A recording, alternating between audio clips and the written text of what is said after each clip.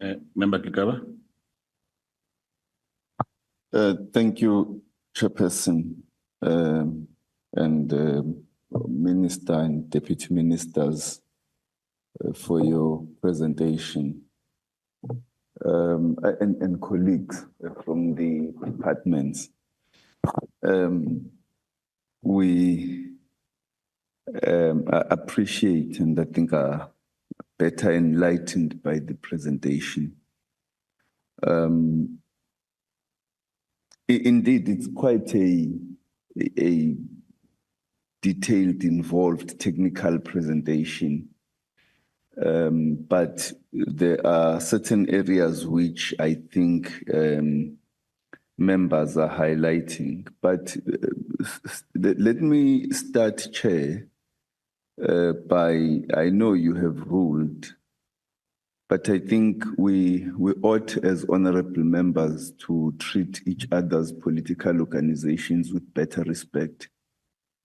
We can accuse and counter-accuse with great detail and effectiveness. But I think given that the chair has ruled, we are duty bound to restrain ourselves and shall do so. But I think it is necessary to state it for the fact that the ANC has not been found of any corruption. Individual members may be involved, but I don't think to accuse the ANC of corruption is fair. But Chair, we shall restrain ourselves. Moving on, this program, just how ambitious is it? Just how ambitious is it? And in terms of the various aspects that must be achieved, what are the timelines? Particularly if you look at electric vehicle and various aspects. I should say, it is understandable why the Deputy President or the Presidency should coordinate the program, given that there are multiple stakeholders of equal status in terms of ministries and departments, and therefore the Presidency as the overarching unit stands a better chance of coordinating all of them and ensuring that all of them meet their obligations within the scheduled timelines.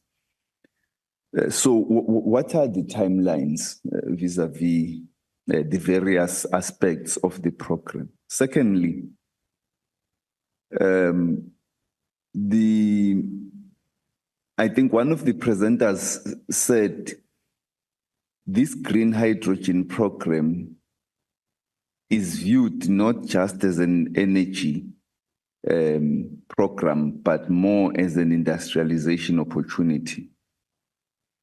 Now, given that the South African economy is energy intensive, I don't think we should be shy of also seeing it as an energy opportunity to assist us to diversify our energy sources and to use that opportunity to further support the industrialization opportunity, because the two must not be mutually exclusive. But I think the issue that we at some point need to discuss is just how do we intend to industrialize the economy? Just to zone in on the issue of the industrialization. How do we intend to industrialize the economy through such a program and move it away from MEC-related sectors, ensure that we are able to raise the levels of reindustrialization of South Africa to a higher level.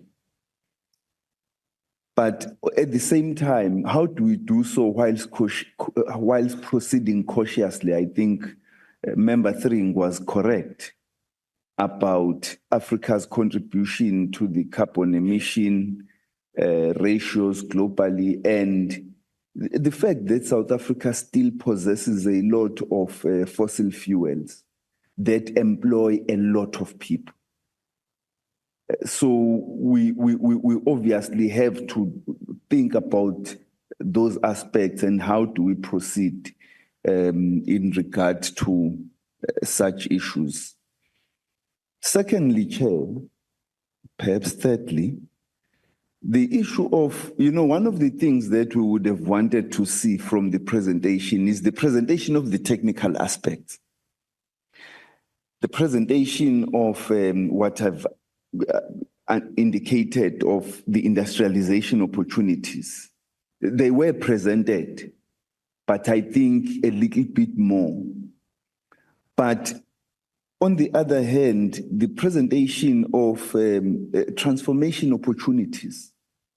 Here we have an opportunity to really change the ownership, management, and skills patterns of our economy and create new money.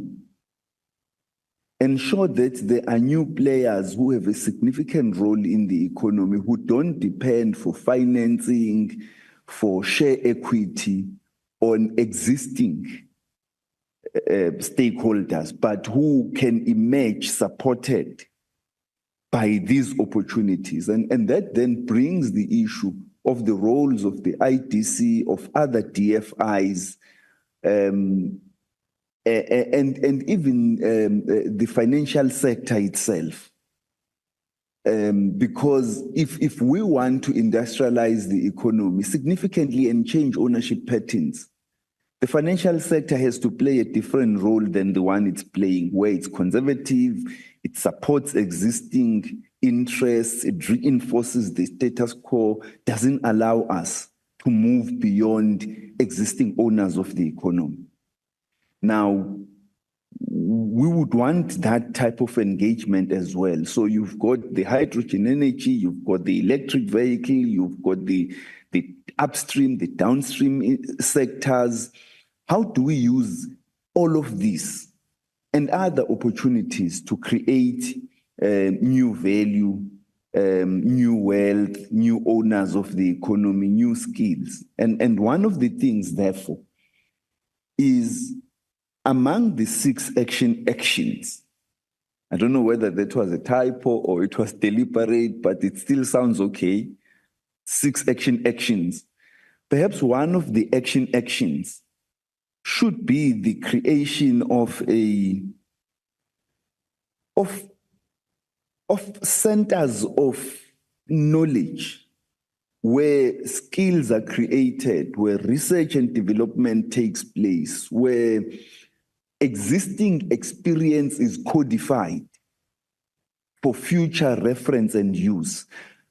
If you look at various, let me take out of previous experience, smart card companies, global OEMs involved in the smart card industry, they actually have campuses where they train, they research, they develop. That's why the chips that are used in smart cards are getting smaller and smaller and more advanced in terms of their capabilities. So I would like to raise that, whether it's a consideration.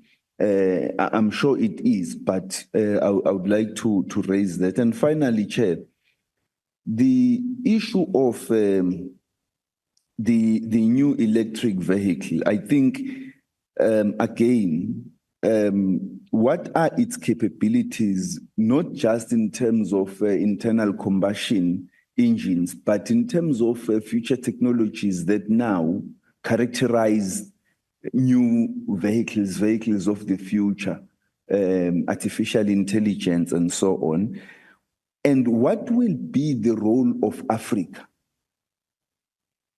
in this regard as a contributor, as a beneficiary, as an investment destination, as a collaborator in this type of work? Because one thing that we cannot do is to separate South Africa from the African continent. And I think given the sheer size of the market, one of the ACFTA, but on the other hand, that the African population is growing in leaps and bounds far ahead of any other population in the world. And it's the population of the future. How do we view the African continent vis-a-vis this type of project that we are implementing? Thank you.